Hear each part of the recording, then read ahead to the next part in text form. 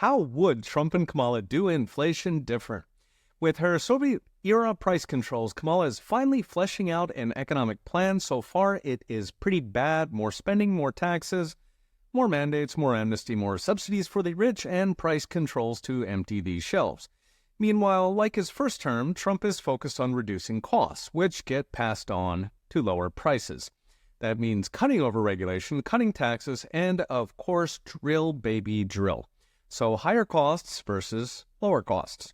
There are, to be fair, 2 points of overlap: government spending and tariffs.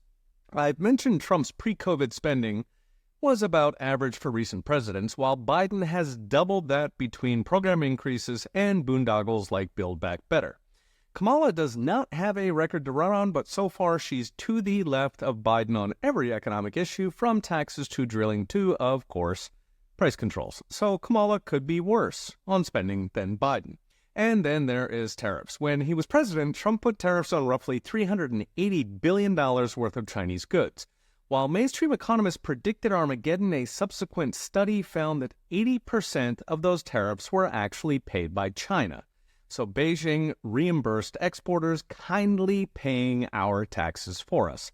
What's left had a tiny impact on inflation. During the height of the tariffs in 2018 and 19, inflation was 1.5% and continued at that level until Joe Biden took office in 2021. Moreover, Biden has kept most of the Trump tariffs, and given that tariffs are bought by industry lobbyists, it is a safe bet Kamala would keep them too. Having said, Trump is now promising much higher tariffs, so up to 60% against China and 10% on every other country. China may not be able to reimburse its exporters 80% again. It is too much money, and Mexico definitely won't. So we could be looking at several $100 billion in additional cost to American consumers, which is about 1 to 2% inflation one time. And for perspective, that's about the same as Trump would save if he cuts energy costs in half with more drilling, as he has promised.